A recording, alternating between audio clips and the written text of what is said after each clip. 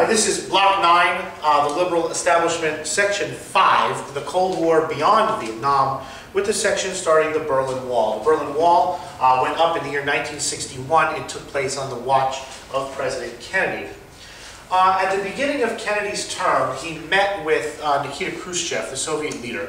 And the old, wily Soviet peasant leader, wanted to get a sense of who this young, untried, untested American president was, and proceeded to kind of bully Kennedy at this summit.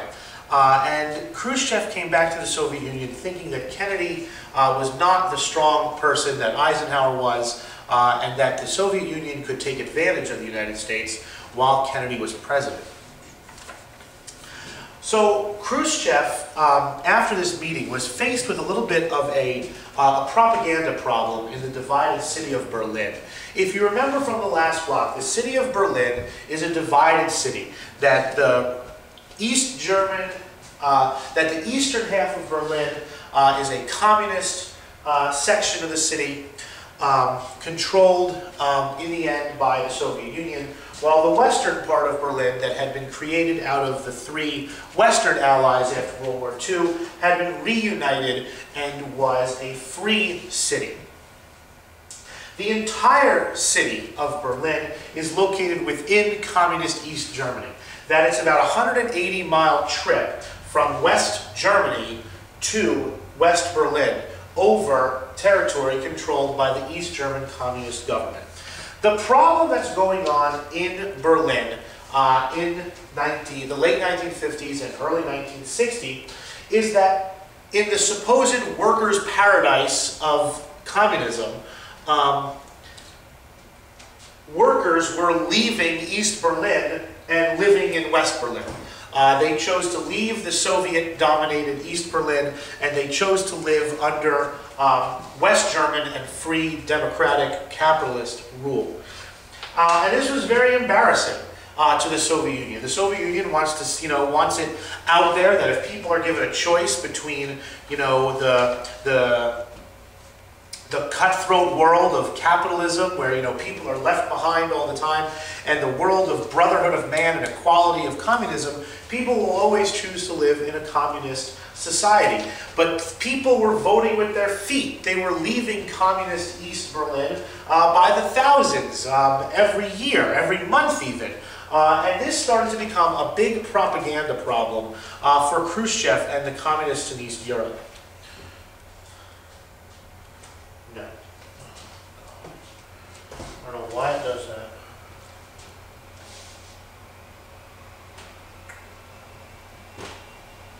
So, one morning, West Berlin woke up and there was Soviet troops and tanks and construction companies, and they were building this gigantic, enormous wall.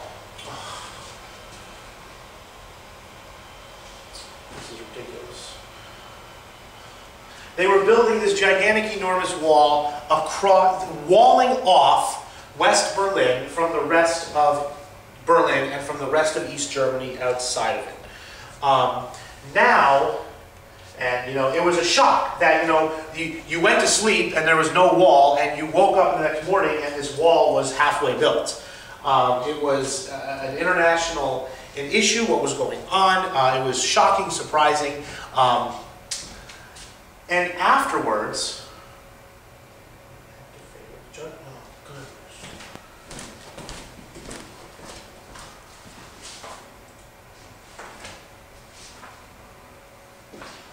you can see the result, that cutting across the middle of the city of Berlin was this 12, 15-foot high gigantic concrete wall with barbed wire on top.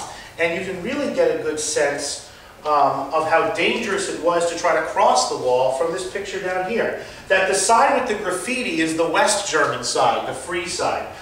West Germans would go up to the wall and paint graffiti on it. They could walk right up to it with no problem. None of them wanted to cross the wall into East Germany. But you can see that, for 100 or 200 feet in front of the wall on the East German side, all of the buildings, trees, shrubs, roads were cleared out to create this free fire zone. And guard posts were posted all around, and if you took a dash across that no man's land to the wall, you would get shot. People did escape. Some of the stories are really kind of cool. But for 28 years, and here's, oh my goodness.